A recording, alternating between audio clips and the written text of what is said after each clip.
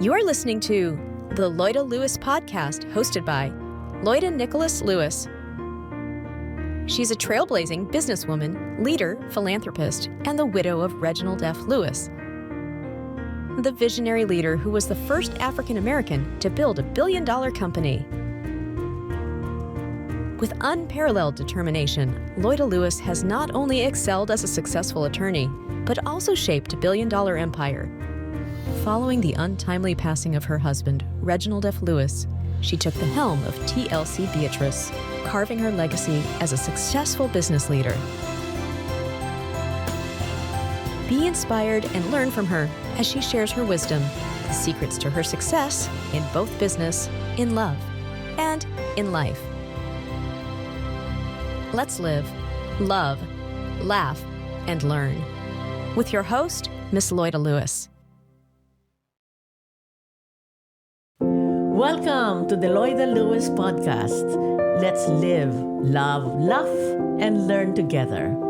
Thank you for being here, and I have the pleasure for today to interview no less than Rachel Alejandro, singer, actor in the Philippines, and now a fellow New Yorker. Welcome, Rachel. Thank you. Thank you so much for inviting me, Miss Loida. It's so good to be here with all of you. Thank you. Thank you. So now, since I'm much older than you, it's your father that I know, Hajji Alejandro. Yes. So how was that growing up with, a very famous, eminent father? Yeah, well, a lot of, especially since I became a singer as well, you would think that because, to be in the shadow of someone who's a legend really and an icon in original Filipino music, it wasn't easy, obviously, but he took us kids with him everywhere that he went, to his work. So that was really the world that I grew up in when I was growing up. I would go to his tapings, rehearsals, recordings.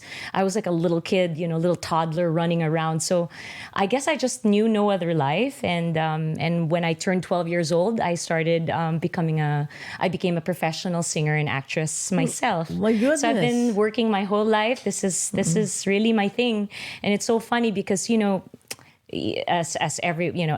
as it happens when you're on social media, you get bashers, right?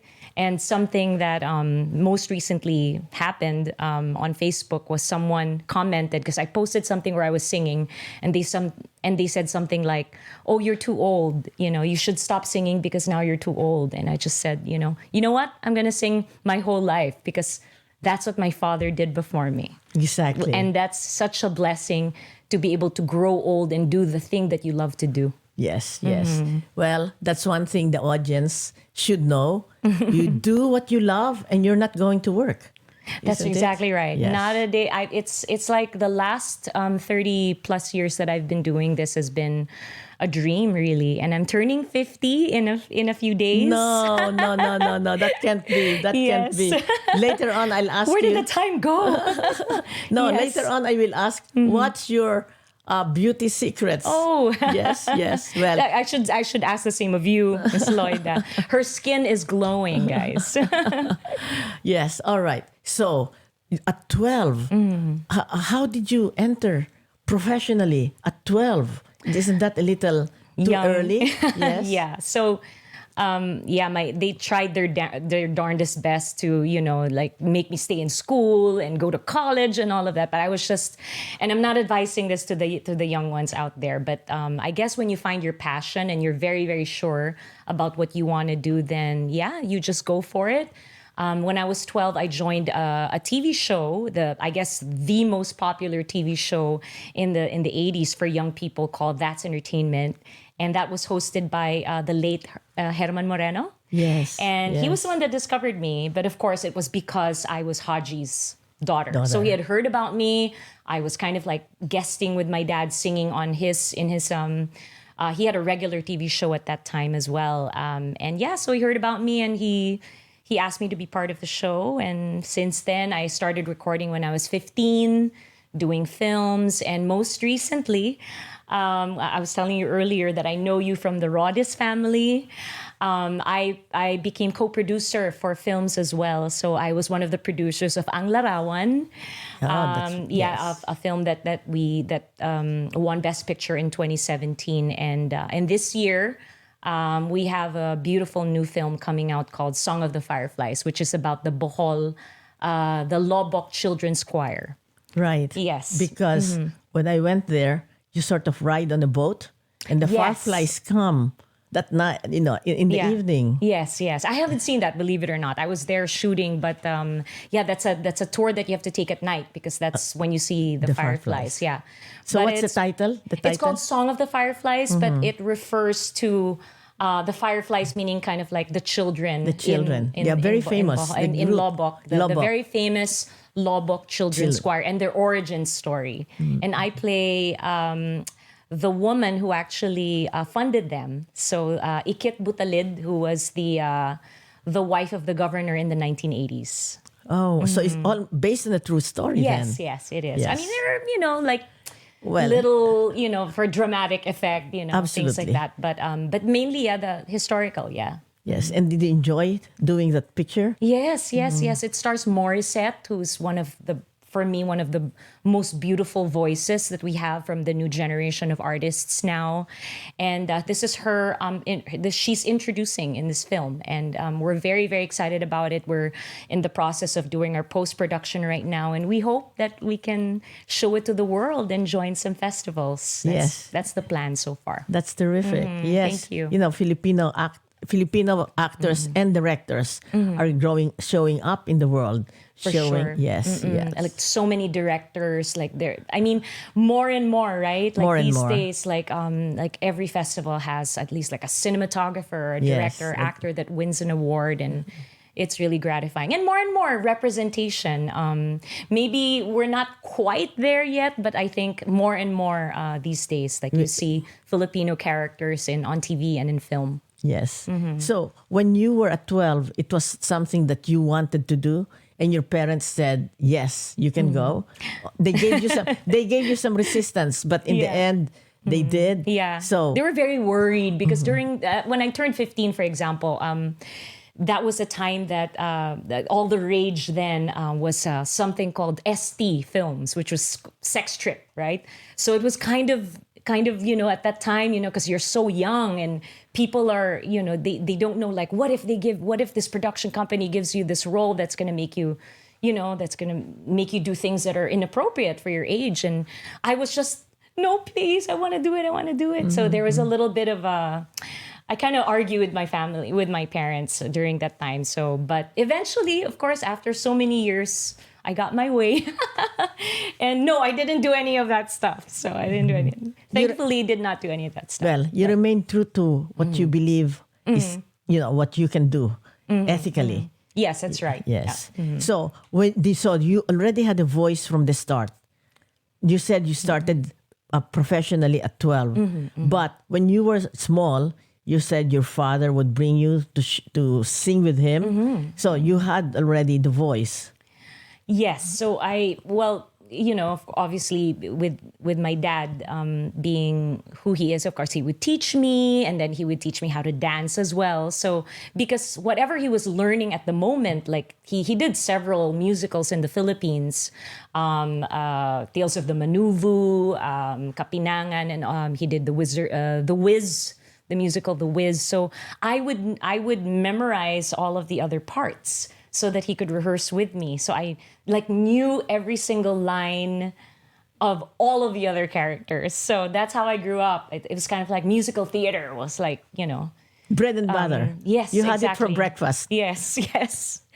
So he loved that. He super loved that. And it's amazing because he still looks still so young, still so energetic, and he's performing and is busier than ever, believe it or not. And I'm not going to tell you how old he is. He might kill me.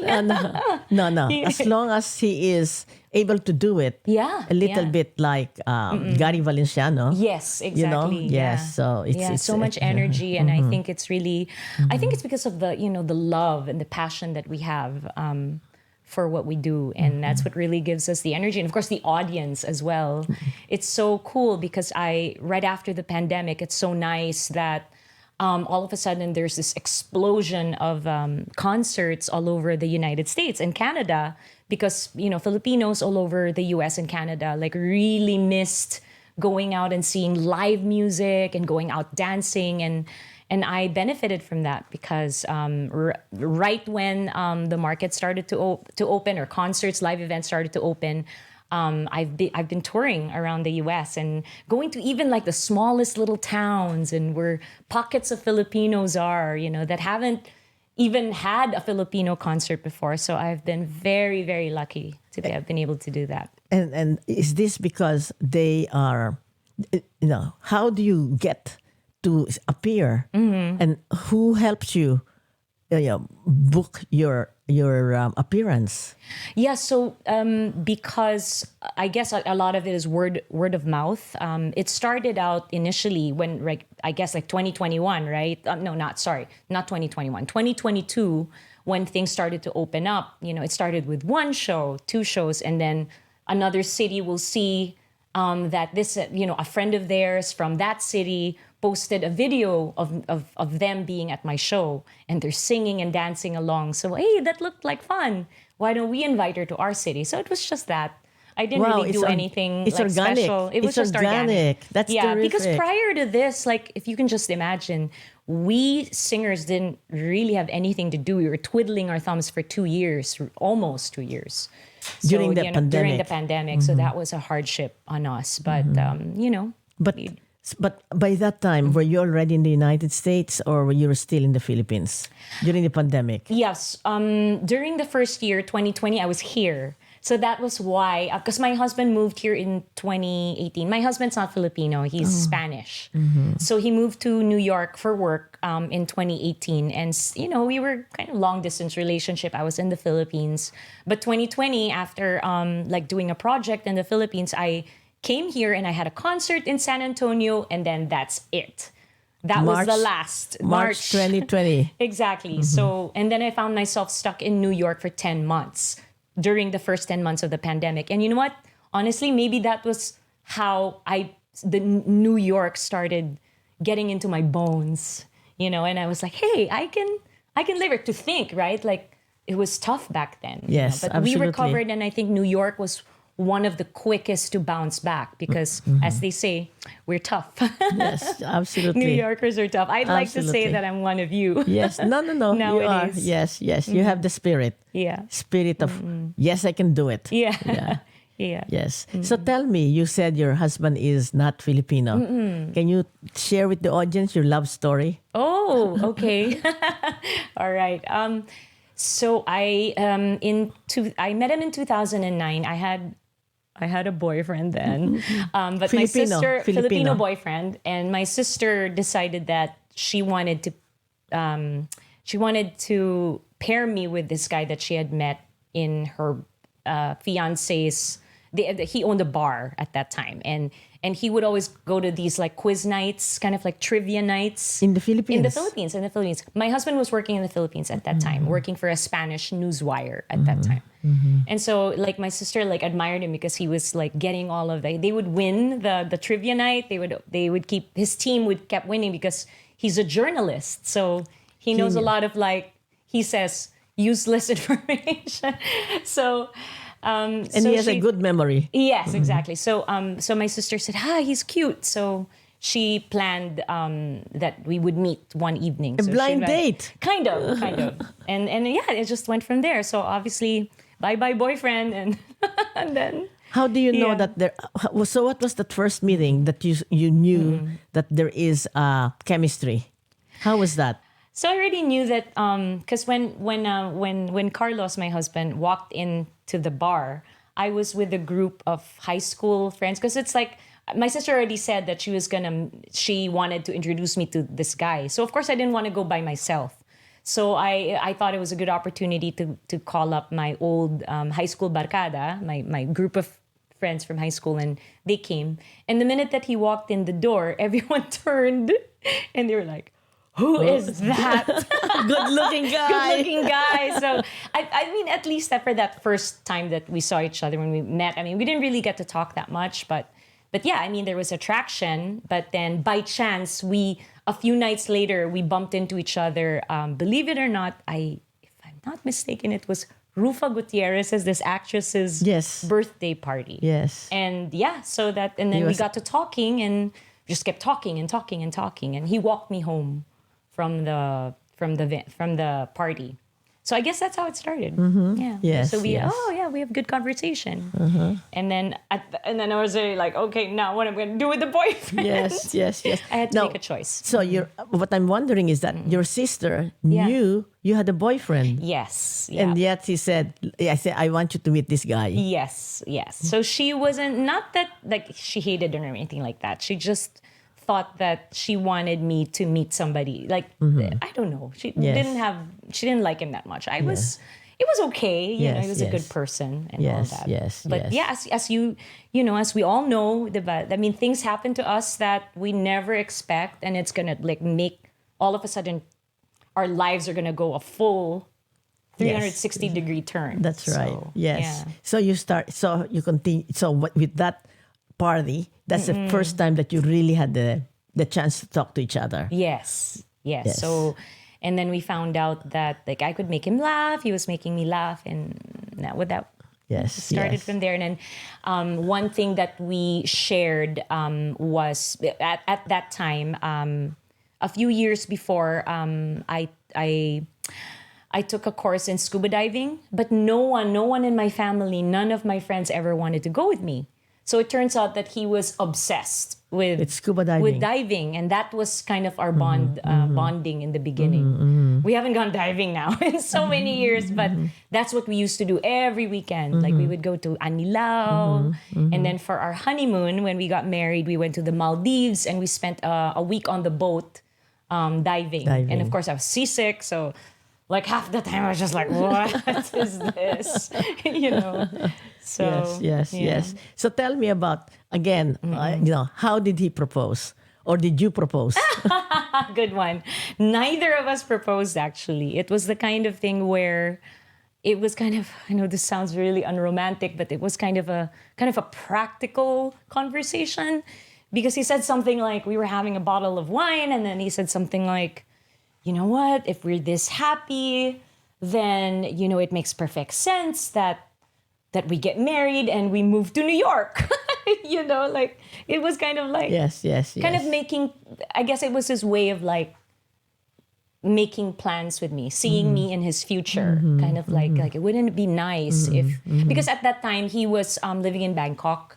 He had moved from the Philippines to Bangkok, and I was still living in the Philippines. So, you know, I think that's what they say about long distance relationships, is that it can either go kaput or you will get married, right? So it was kind of like that for us. So we were really only together for about a year when this conversation happened. It was the kind of thing where, you know, we have to make plans. Like, are we going to be together? Because this is hard. Because he was assigned in Bangkok. He was assigned in Bangkok, and right? what work was he doing? He's a journalist. So he was working for the same Spanish newswire in the Philippines, but they moved their headquarters to Bangkok. Yes, yeah. And then he asked to be transferred to New York. So when we first got married, we moved here for about a year, but things didn't work out. So we went back to the Philippines. He got a job in the Philippines, and that was kind of also a turning point for him, because prior to this, he had never written in English. He was writing in Spanish. So when he moved back to the Philippines, he had an opportunity to work for Rappler, for Maria Ressa. Yes. So we owe a lot to Maria, because she gave him a chance, even if she had never written anything he'd written in the English. It was all Spanish. So so it was kind of like, I guess things just happened for a reason, and next thing you know, we're back in the Philippines. We're there for so many years. And then now all of a sudden he's like, I want to try New York again. And that's why we're here now. Okay. But that is his career. Yeah. How about yours? You said you were from 12 to 15 and constantly performing. So, and you did perform during, well, not perform, but right after the pandemic. Yes. So in between, how did you maintain your career?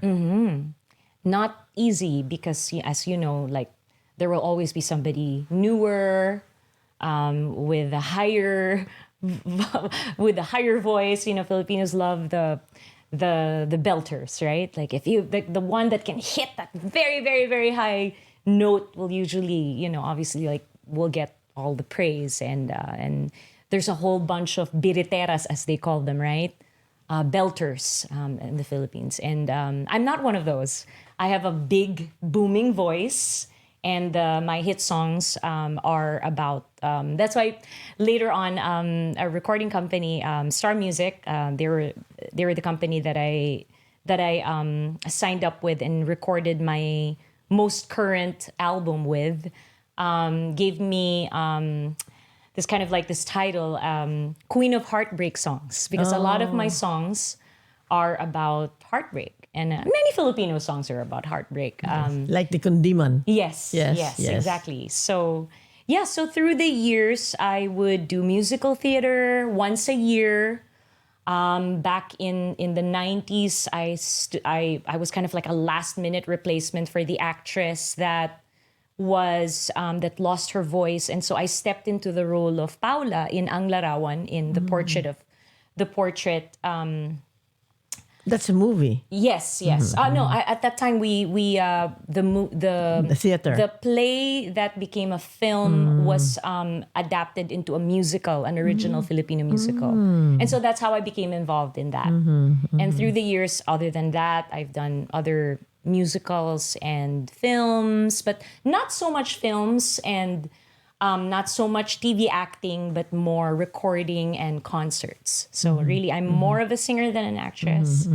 But what I discovered is that I really enjoy acting as well. And it was because of the pandemic, because there weren't any singing engagements at that time. I was tapped to do a telenovela in the Philippines. And I was surprised that I really enjoyed it. So now I'm here in New York, and I'm starting a new chapter in my life, auditioning for this time acting on Broadway. acting jobs. Not on Broadway yet. Broadway, but, off Broadway. But film and TV. So I was. Do you have an agent here in the United States for that? Yes, I do. I have an agent that specializes in Asian talent. So so let's see. We had that, but we had the strikes last year. So hopefully 2024 will be a better year for all of us. Yes, but in the meantime, are you just a housewife, or during those times, or what do you do in between? In between you said shows, you did go around the United States and gave concerts. So I'm still doing that. I'm actually performing in Boise at the beginning of March, Sacramento, Milpitas, California, and then South Bend, Indiana. If you could just imagine, South Bend, Indiana. When they told me, like, Filipinos are there Filipinos there? And then Warren, Michigan. So that's all lined up for the rest of the year. But yeah, the good question. In between, because that's not. I mean, those are just on weekends, and there's kind of like time in between. So I am a housewife, kind of. While my husband's at work, I'm at home, cooking, cleaning the house. Yes, but he helps out. He's a good guy. He does the dishes and the laundry. Division of work. Yes. Division of work. And I take it that you have no children. You didn't speak of any children. Yes. So that's what I missed out on, unfortunately. And that was something that was a kind of an awakening during the pandemic, because like when you have no job is when you realize, what did I do with my life?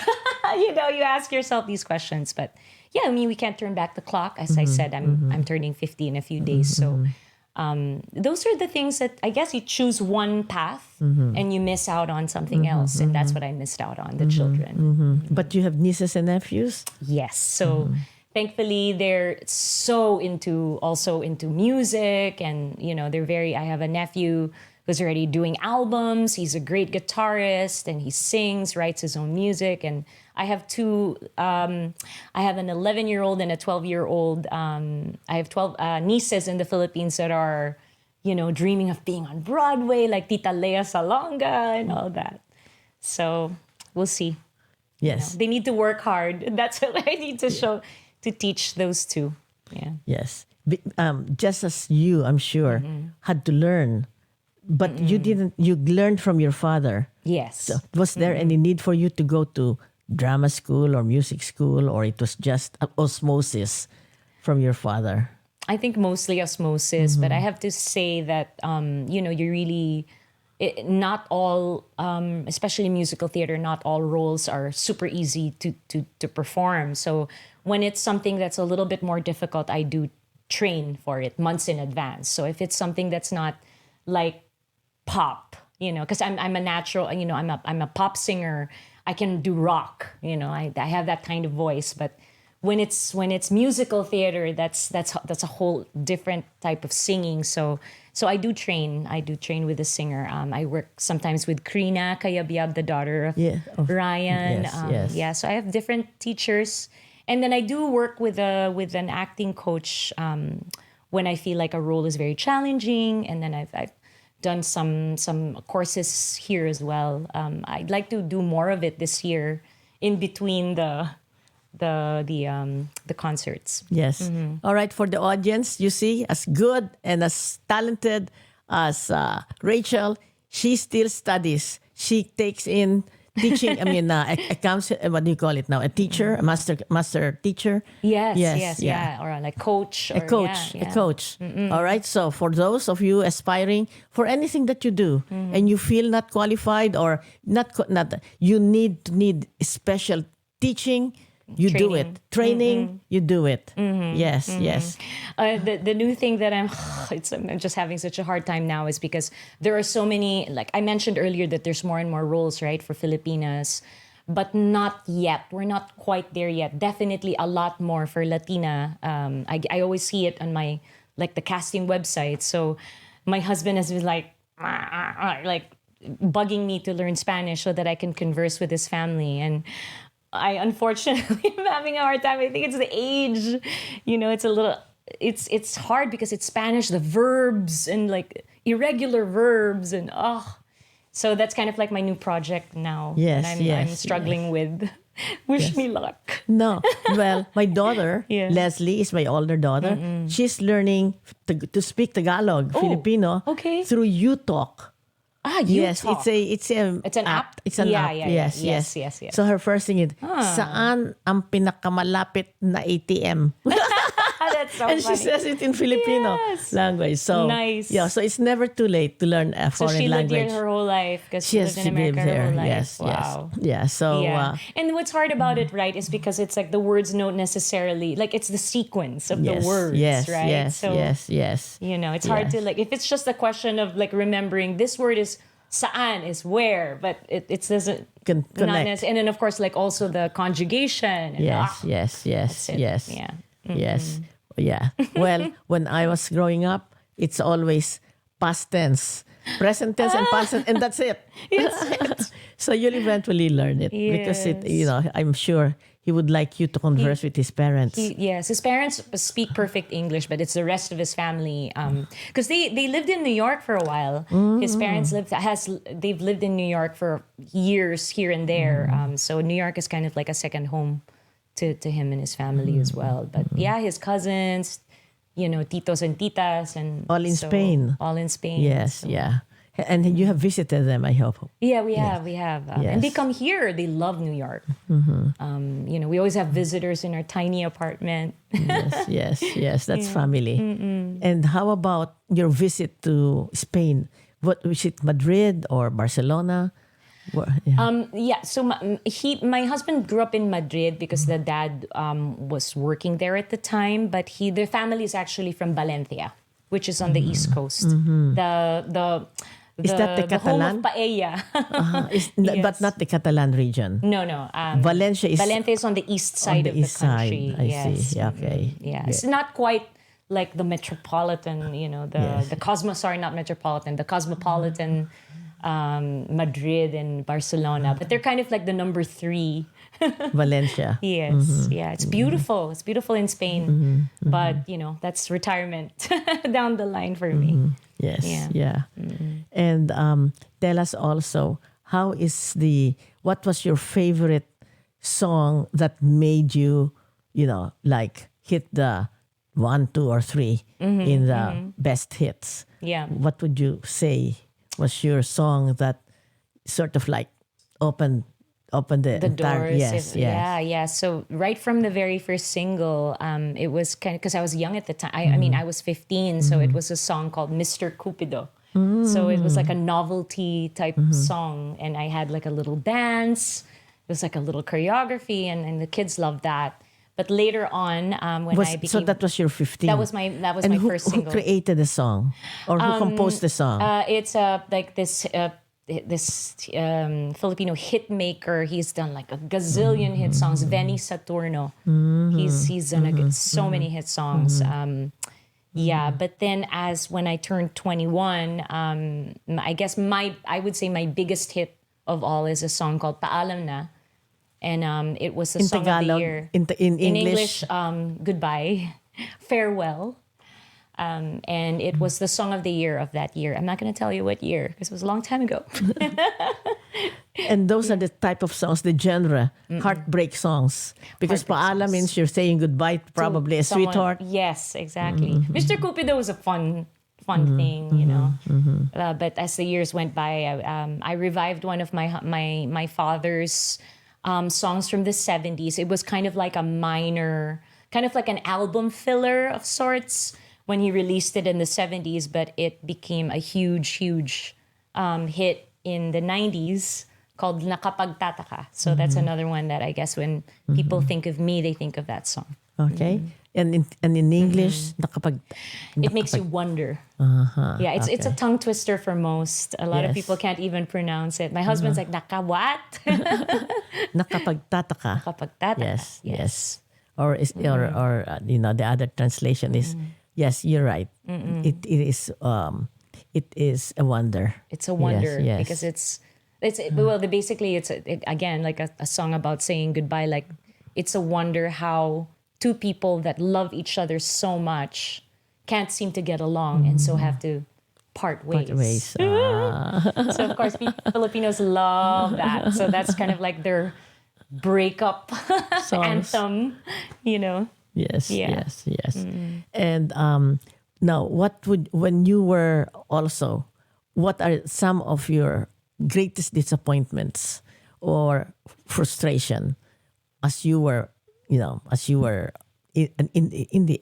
the career of being a performing artist? Is there anything that sort of like I should have or something like that, a regret or yes? And you mentioned it already earlier. You mentioned like have I auditioned for Broadway? That's it, because I have like this like trauma from when I was little, or not little, but like from way back then. I have this fear that because I love musical theater so much, and the more I love something and the more I want something, the more I'm gonna mess up.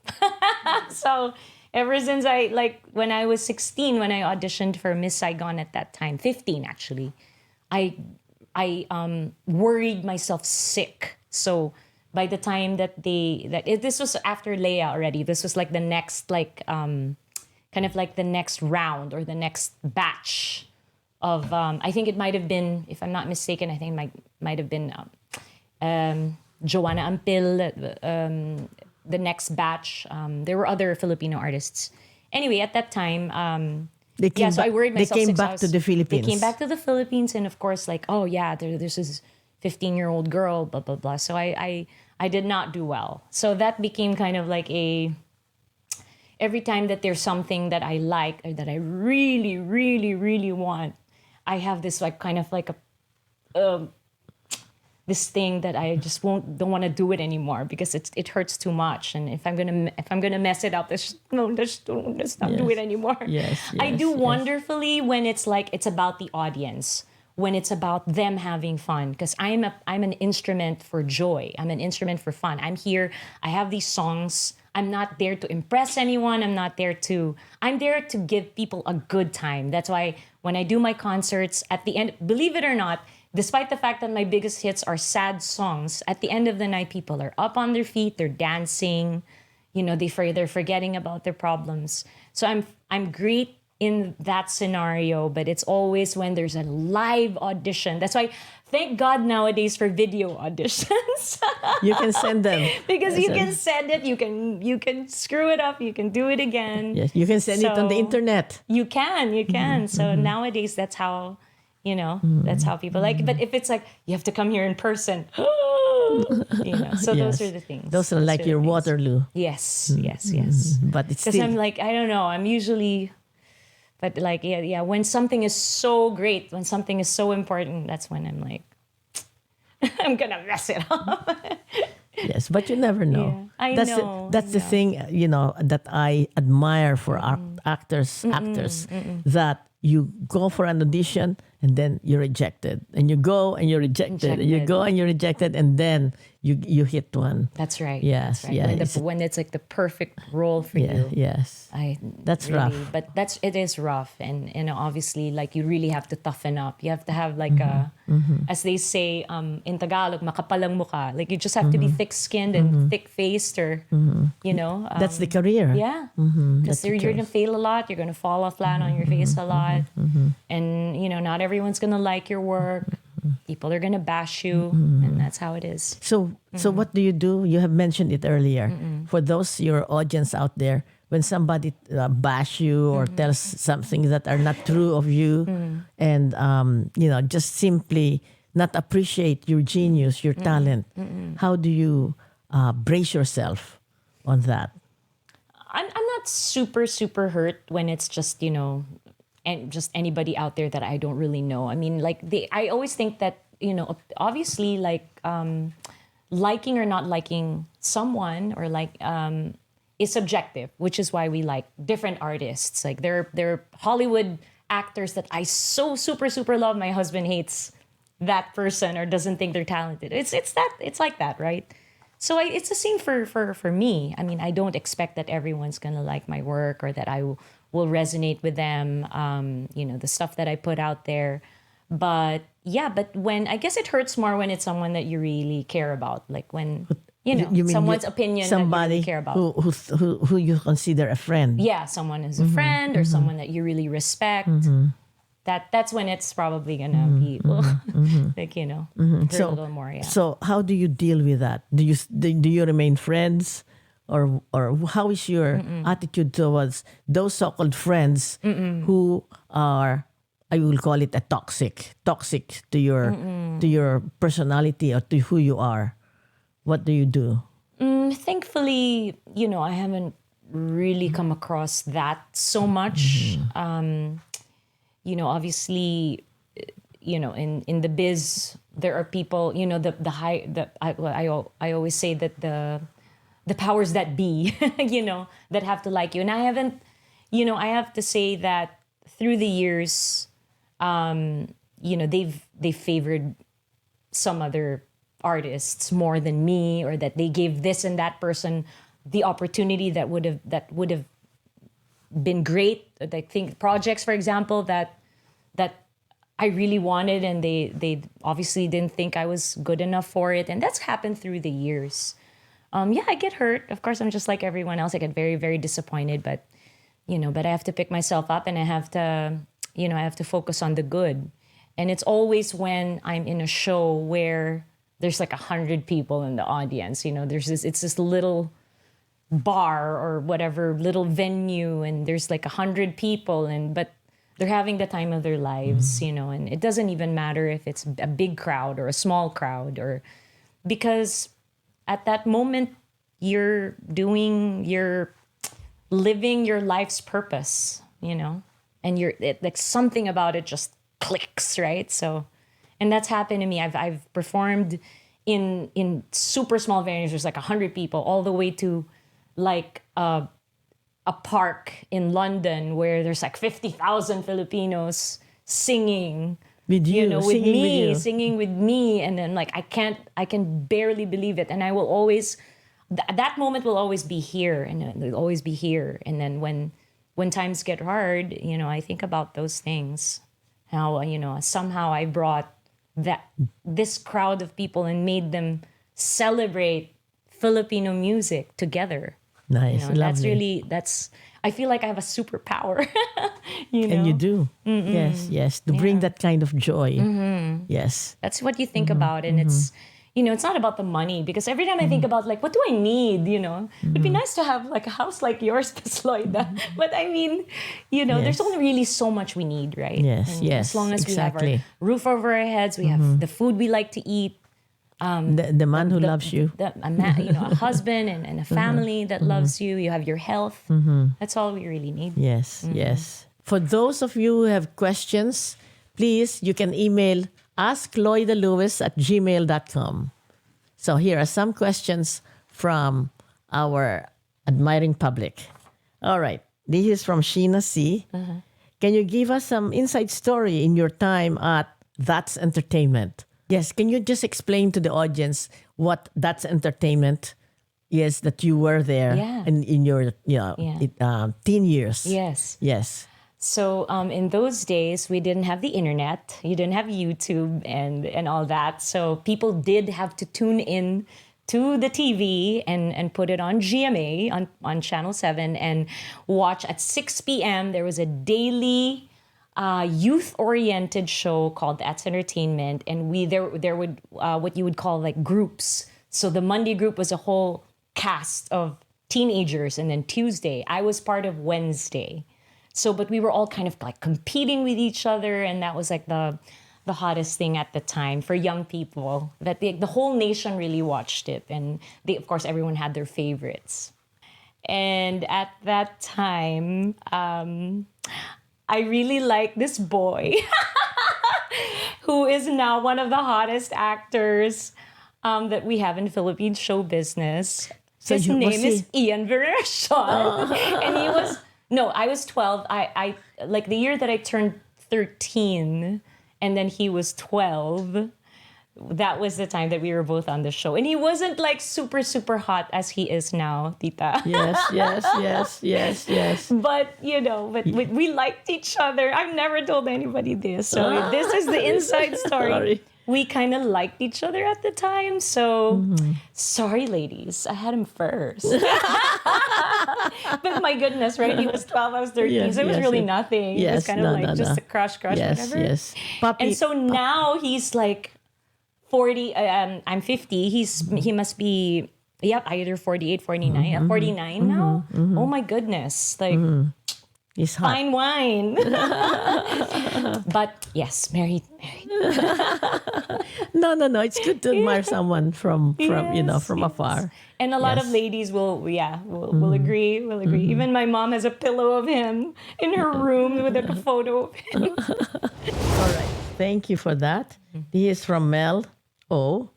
What's your favorite song of yours to sing, and why? And yes. Favorite song of mine. Yes, of to yours. Sing. Yes. I guess it's this song called Kay Tagal, because it was a song that I recorded when I was 15, and it wasn't really meant to be a single. It was kind of like gonna be just an album cut, but for whatever reason, like the DJs at the time liked to play it. And it was always getting like requested, because back in the day, people had to call the radio station to request for a song to be played. And of course, this became MRS, most requested song.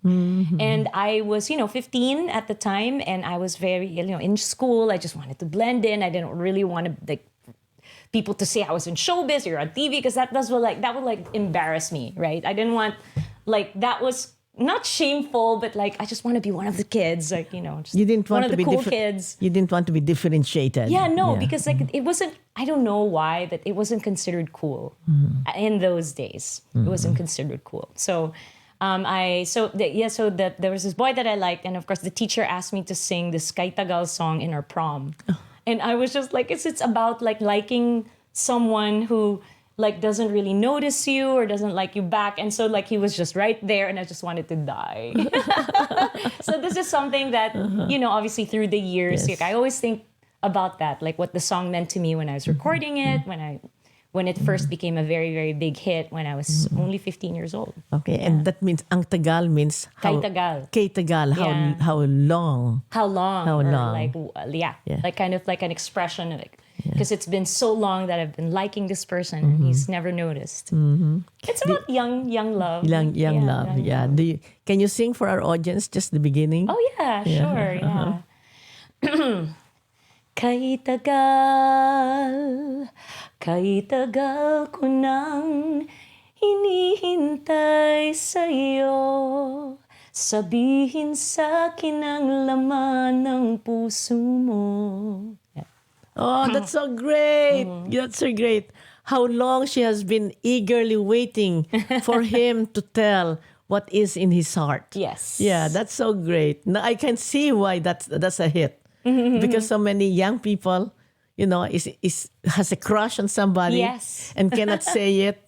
Yes, that's beautiful. Thank you. Thank you for asking the question, Mel. Okay, this is from Ava A. Okay. You've been in the industry for so long. What is the secret of longevity in a career in music?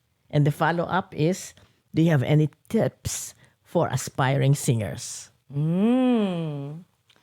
Okay, so yeah, it's you know what, it's hard because they always say that, oh, you have to put out something new, you have to evolve and kind of be appealing to the new generation. But you know what, guys, the people that liked you back then are still going to be the ones that are going to like you, because I think we have what you call your heyday, and like of course your music, how you perform will always appeal to the people of your generation.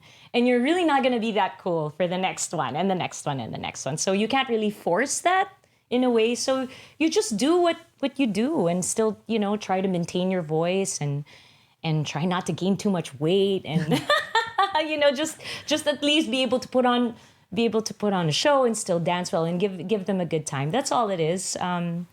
Just bring them back to the good old days from when they were younger and they were more carefree. And I think if you're able to do that, you're able to, kind of like put them on a time machine and then you take them back to that glorious youthful time, then yeah, I think that's a secret. As for tips for the younger, aspiring performers, singers, I think, just find your, I guess, what is it? Kind of like your uniqueness, as an artist, because it's so easy for us to, when I was, and honestly, like, I have to admit, like when I was young, obviously this was the 90s when I was starting out as a singer, I idolized Whitney Houston, Mariah Carey and all that. And I have to say that my singing style, of course, you can't say that it wasn't, influenced by any of that. Of course, like dancing, even the young singers now like still dance kind of like Michael Jackson, like a lot of them do, right? So I guess that can't be avoided. But you're always going to have your own uniqueness, your own unique brand, and your own unique style. And once you find that and you build on that, then you have something special. All right. So you got it from Rachel. For those aspiring artists or singers. All right. This one is Francis N. Would you consider doing a concert tour with your father, Hajji Alejandro? The last tour, honestly, the last tour that we did was like 20 years ago. So we are very much due for another tour. So putting it out there. Yes. Yeah, so we would love that. Yes. And as you said, those who loved you then still love you now. I'm remembering Frank Sinatra, who was in the 40s, but all the way to his 80s, the people who loved him then, and even the young people, continue to follow him. Yeah. So. And it's so funny because like as I was telling, like my nieces, like it's amazing, like sometimes they know all these songs from like these old songs, and I'm like, how do you know this stuff? But then I ask myself, like, hello, like I know the stuff from the 60s, the 70s, and all of that music. So of course they will know the music from my generation as well. Yes, yeah. That's why, as you said, people still come when you go to some small town.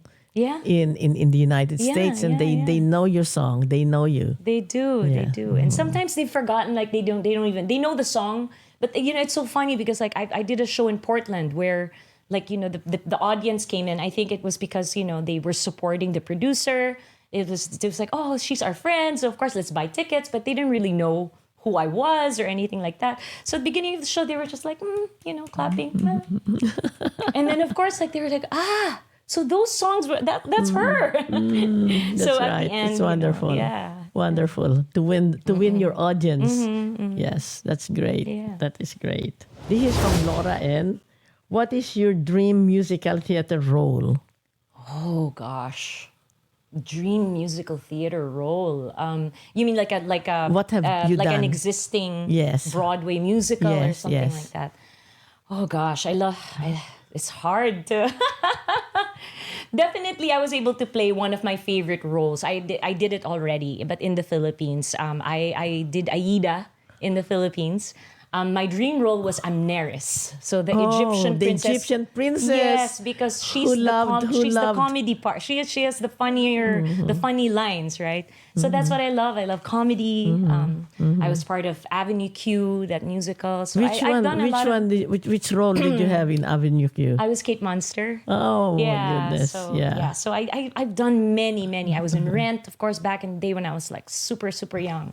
So I've done many of it. I do love Waitress. I love that. I love the musical Waitress. I would, of course, everyone loves Wicked. Did you have that? No. I mean, these are just okay. like your obviously dream dreams. musical. Yeah, yes. yeah. So, Which character would you have been? which one? Would you love if you were in Wicked? I would love to be Glinda. Yes. For some reason, I'm always the blonde. Yes. Yeah. So I did Rock of Ages. I did that. I performed that in the Philippines.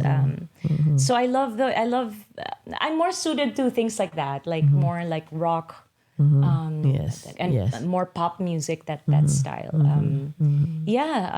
Maybe there's just they're coming up with more and more stuff on Broadway now, and that I've seen so many amazing shows. Of course, Here Lies Love was one of them that I really enjoyed. Yes. So you were able to see it. Yes. I was there. Tita Girly was one of the producers. My manager, Girly Rodis. So I was so proud to be in the audience and watch. Yes, one of the executive producer of this Loida Lewis podcast, Yes. Loida Nicolas Lewis, was one of the producers too. Together Yes, with that's right, that's yes, yeah, Yeah. yes. So that was really a history that we made Yes. history with that musical. All Filipino cast. And I hope it's not the last. Yes. It may, people. It was divisive in the sense that people said this, people said that, but in that sense, because it's about Imelda Marcos. yes, exactly. And of course, people are gonna say this and that, and without and a lot of the time, people that said a lot of negative things never even saw the show. Never saw the right? show. Yes, exactly. So which that is was unfortunate. frustrating, but but hopefully, but you know what? This is just the start. Yes. And you know what? A lot of conversations were started because of that. That's right. And I feel that it definitely served its purpose. And hopefully, it'll pave the way for more Yes. musicals for us to star in for Yes. our people. Yes, yes. Because we are so, like, Filipino singers and actors are just so talented. We are. Yes. Yeah. And there's so many in Broadway now. So Yes. many on Broadway Yes, and in the yes. West End as well. Yes, in London. Yes, yes. All right. This is, what would you consider your greatest achievement? And this is from Jessie V. My greatest achievement?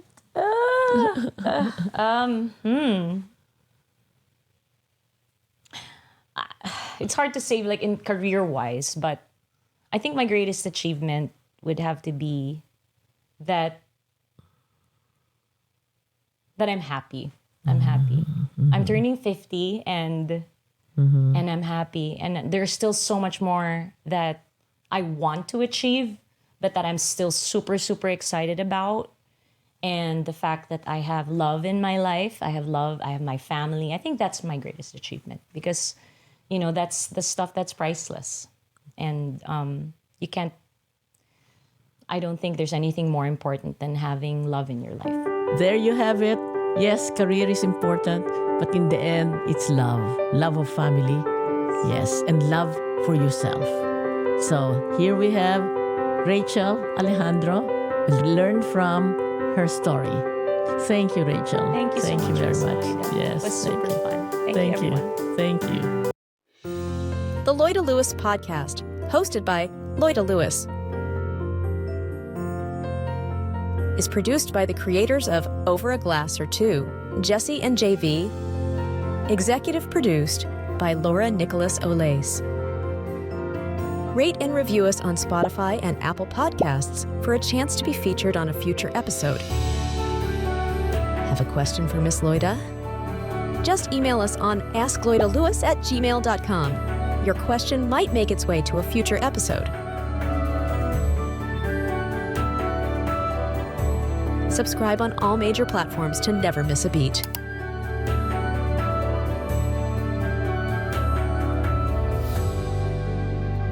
Thank you for listening to the Loida Lewis Podcast.